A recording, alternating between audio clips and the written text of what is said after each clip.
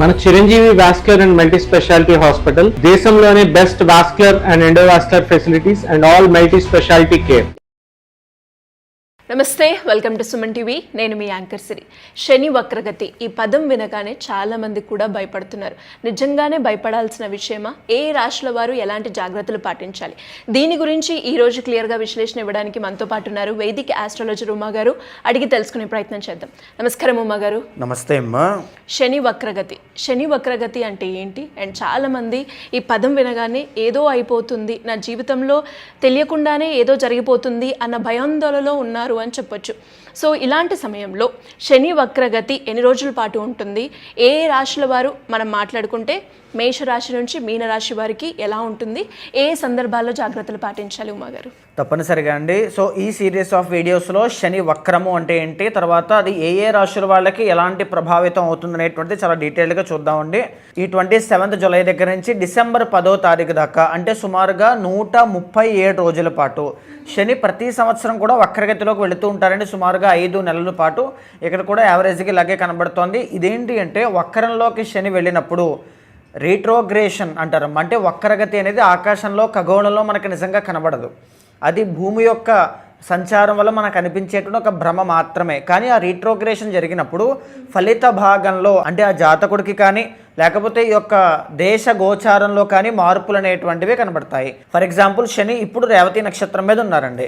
October 10వ తారీఖు దాకా రేవతి నక్షత్రంలో ఉన్నటువంటి శనిగ్రహ సంచారం అక్టోబర్ 10 తర్వాత మళ్ళీ వెనక్కి ఉత్తరాభాద్ర నక్షత్రం మీదకి రాబోతుంది.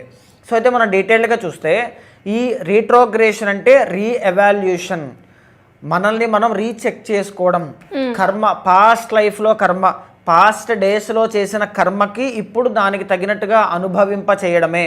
లేకపోతే లాస్ట్లో పెండింగ్ పనులు ఏవైతే ఉంటాయో, ఫర్ ఎగ్జాంపుల్ డబ్బుల విషయంలో, కెరీర్ విషయంలో, మన డిసిప్లిన్ విషయంలో, ఎందుకంటే శని అంటే డిసిప్లిన్ అండి, కర్మ, తర్వాత క్రమశిక్షణ, ఇవన్నీ కూడా అయినాయి కాబట్టి. సో అలాంటి వాటి విషయాల్లో ఒక గుణపాఠాన్ని నేర్పడానికి శని అనేటువంటి ఆయన వక్రగతిలోకి వెళ్ళినప్పుడు కొన్ని రాశుల వాళ్ళకి చాలా డీప్ బ్యాడ్ ఎఫెక్ట్స్ అనేటువంటివి ఉంటాయి. అది బ్యాడ్ అనేటువంటిది నాట్ ఓన్లీ శని బట్టి మాత్రమే కాదండి, కంప్లీట్ చార్ట్ బట్టి, వాళ్ళ పర్సనల్ చార్ట్, అష్టక వర్గ అన్నిటి బట్టి డిసైడ్ అవుతుంది. అయితే శని బట్టి కొన్ని డీప్ బ్యాడ్ ఎఫెక్ట్స్ ఉంటాయి, కొన్ని పాజిటివ్ ఎఫెక్ట్స్ అనేటువంటివి కనబడతాయి, కొంత పేషెన్స్ని టెస్ట్ చేసే పీరియడ్ కూడా కనబడుతూ ఉంటుంది, కొన్ని డిలేస్ అనేటువంటివి కనబడతాయి, కొత్త విషయాలు నేర్చుకుంటారు అని చెప్పొచ్చు, సమాజ సేవ సర్వీస్ అనేటువంటిది అంతా కూడా పెరుగుతుంది అని కూడా చెప్పుకోవచ్చండి. ఈ జూలై 27వ తారీఖు దగ్గర నుంచి డిసెంబర్ 10వ తారీఖు దాకా 12 రాశుల వాళ్ళకి శని వక్రము అనేటువంటిది ఎలాంటి ఫలితాలు ఇవ్వబోతోంది? శనికి ముఖ్యంగా మనం తీసుకుంటే ఏమో 3 దృష్టిలు కలిగి ఉంటాడండి. శని ఏ స్థానంలో ఉన్నా ఆ స్థానం నుంచి 3వ స్థానం మీద, 3rd హౌస్ మీద ఆయన యొక్క దృష్టి అనేటువంటిది ఉంటుంది. చెడ్డదైతే చెడ్డది, శుభ దృష్టి అయితే శుభ దృష్టి. 7వ స్థానం మీద 2వ దృష్టి, ఇంకొక ప్రత్యేకమైన దృష్టి 10వ స్థానం మీద సంచారం జరుగుతూ ఉంటుందండి. ఆయన యొక్క దృష్టి ప్రసరిస్తూ ఉంటుంది. సో ఈ దృష్టిల ఆధారంగా మేషాది మీన రాశి వాళ్ళకి ఈ సిరీస్ ఆఫ్ వీడియోస్లో శని ప్రభావం అనేటువంటిది ఏ విధంగా ఉండబోతోందో మనం డీటెయిల్గా చూద్దామండి. మకర రాశి వారికి శని వక్రించడం వల్ల ఎలాంటి మార్పు రాబోతుంది? ఏ విషయాల్లో జాగ్రత్తలు పాటించాల్సిన అవసరం ఉందంటారు? తప్పనిసరిగా అమ్మ, మకర రాశి వాళ్ళకి మనం తీసుకుంటే 3వ స్థానమైనటువంటి మీనరాశిలో రేవతి నక్షత్రం మీద శని వక్రగతిలో ఇప్పుడు సంచారం చేయబోతున్నారండి. 27వ తారీఖు జూలై దగ్గర నుంచి 10వ తారీఖు డిసెంబర్ దాకా ఈ యొక్క ప్రభావం ఉండబోతోంది. అయితే అందులో అక్టోబర్ 10వ తారీఖు తర్వాత శని ఉత్తరాభాద్ర నక్షత్రం మీదకి ప్రవేశిస్తారండి. అయితే శని 3వ స్థానంలో వక్రగతి. దీన్ని మనం ఎలా చూడాలి? యాక్చువల్లీ మకర రాశి వాళ్ళకి శని యొక్క ప్రభావం చాలా బెటర్గా ఉంది, వెల్ ప్లేస్డ్ శాటర్న్ అనమాట. సో ఈ వక్రగతి అనేటువంటిది ఏ విధమైన ఫలితాలు ఇస్తుంది? 3వ స్థానము పైసెస్ అయ్యింది అని అంటే విదేశాలు వెళ్ళేటువంటి వాళ్ళు, విదేశాల్లో ఉన్నటువంటి వాళ్ళు మీ యొక్క పరాక్రమ స్థానము కదండి. ఇప్పుడు ఫర్ ఎగ్జాంపుల్ నేను జాబ్ సంపాదించాలి అనుకుంటారు, ఒక పని పూర్తవ్వాలి అనుకుంటారు, జాబులో మంచి పేరు తెచ్చుకోవాలి అనుకుంటారు. ఆ పరాక్రమం, ఆ కృషి, పట్టుదల ఏదైతే ఉందో అదే 3వ స్థానం అనమాట.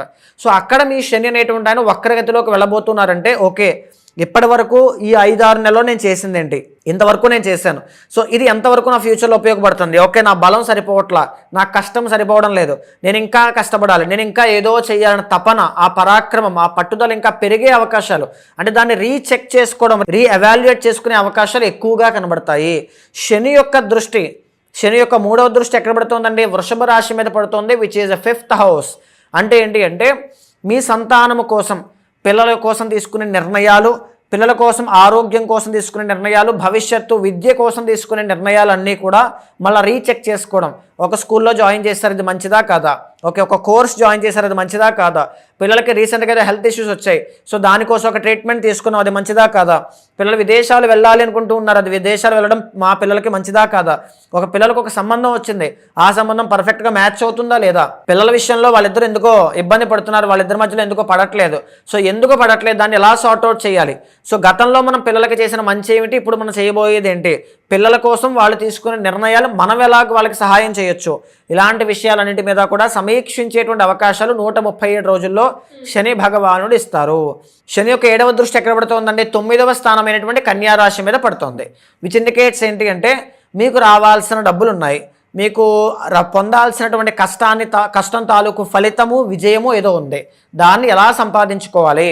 సో ఇప్పటి వరకు నేను ఎంత కష్టపడ్డాను కాబట్టి నాకు ఎంత వచ్చింది, మీ యొక్క పూర్వ కర్మ మీరు ఎంత చేశారో దానికి ఎంత వచ్చింది, నేను ఇంకా ఎంత చేయాలి, ఎంత సంపాదించాలి అనేటువంటి వాటి మీద మీరు కష్టపడే తత్వము, మీలో ఇంకా కష్టపడే తత్వాన్ని మోర్ డెడికేటెడ్గా, మోర్ డిటర్మినేషన్తో, మోటివేటెడ్గా, డిసిప్లిన్తో మిమ్మల్ని వర్క్ చేసే విధంగా శని భగవానుడు మిమ్మల్ని ట్రైన్ చేసేటువంటి సమయం అన్నమాట ఇది. అయితే ముఖ్యంగా శని యొక్క 10th ఆస్పెక్ట్ ఎక్కడ పడుతుందండి, 12వ స్థానమైనటువంటి ధనస్సు రాశి మీద పడుతుంది. సో ఇప్పటి వరకు నా ఖర్చులు ఎంత ఉన్నాయి, నేను హాస్పిటల్కి ఎంత ఖర్చు పెట్టాను, హాస్పిటల్కి ఎంత ఖర్చు పెట్టాల్సిన అవసరం ఏమొచ్చింది, నాకు హెల్త్ ఇష్యూస్ ఎందుకని వస్తున్నాయి, వాటిని ఎలా తగ్గించుకోవాలి, చుట్టుపక్కల ఉండేటువంటి జనాలు నన్ను ఎలా ప్రభావితం చేస్తున్నారు, వాళ్ళని ఎలా దూరం పెట్టాలి, లేకపోతే విదేశాల్లో స్థిరపడాలి అనుకుంటూ ఉన్నాం, దానికోసం చేయాల్సిన పనులేంటి, ఏ డాక్యుమెంట్స్ కావాలి, వీసా PR కోసం ఎలా చేయాలి ఏంటి అంటే కంప్లీట్గా మకర రాశి వాళ్ళకి శని అనేటువంటి ఆయన పాజిటివ్, కానీ వక్రగతి అనేటువంటిది ఛాలెంజెస్ అనమాట. మీకు పెట్టేటువంటి ఒక ఎగ్జామ్, మీరు గతంలో ఏవేం పనులు చేశారో దాని తాలూకు రిఫ్లెక్షన్, ఒక ఆడిట్ లాంటిది, అన్ని డీటెయిల్స్ ఇందులో వచ్చేస్తాయి. గతంలో 6 నెలల క్రితం మీరేదో ఒక విషయంలో ఇబ్బంది, ఒక చిన్న మోసం చేశారనుకోండి, ఎవరికైనా రాంగ్ ఇన్వెస్ట్మెంట్స్ ఎక్కడో డబ్బులు ఖర్చు పెట్టేశారు, లేదా ఎవరికో డబ్బులు ఇచ్చారు, ఎవరికో ఫ్రెండ్కి ఎవరికో డబ్బులు ఇచ్చారు, ఆయన డబ్బులు ఇవ్వట్లేదు, ఇప్పుడు ఏదో బయటపడుతుంది. లేకపోతే మీరు ఏదో విపరీతంగా కష్టపడ్డారు, ఒక సేవ చేసేసారు, కష్టపడి ఒక సంస్థకో వ్యక్తికో విపరీతంగా కష్టపడ్డారు, దాని తాలూకు రిజల్ట్ ఏమీ కనబడట్లా, ఇప్పుడు దానికోసం ఆలోచిస్తారనమాట. ఓకే, 6 నెలల పాటు నేను చాలా తప్పు చేశాను, అక్కడ డబ్బులు ఇన్వెస్ట్ చేసి చాలా తప్పు చేశాను, ఒక కష్టాన్ని అక్కడ ఇన్వెస్ట్ చేసి చాలా తప్పు చేశాను, లేకపోతే మెరిటల్ లైఫ్లో కూడా నేను ఈ వ్యక్తిని నమ్మి చాలా తప్పు చేశాను. సో ఇలాంటివన్నీ కూడా సమీక్షించుకోవడం, రీచెక్ చేసుకోవడం, ఒక నిర్ణయాన్ని తీసుకోవడం, ఇలాంటివన్నీ కూడా. కానీ ఈ యొక్క వక్రగతి అంటే ఎన్నో రకాల డిలేస్ ఉంటాయి, ఎన్నో రకాల ఛాలెంజెస్ ఉంటాయి, మీ పేషెన్స్ని టెస్ట్ చేసే విధంగా ఎంతో సహనంతో వాటన్నిటి నుంచి కూడా అధిగమించిన తర్వాత ఒక గొప్ప విజయాన్ని మకర రాశి వాళ్ళకి నవంబర్ నాటికో డిసెంబర్ నాటికో చేతిలో పెట్టడానికి శని భగవానుడు తప్పనిసరిగా ఇస్తారు.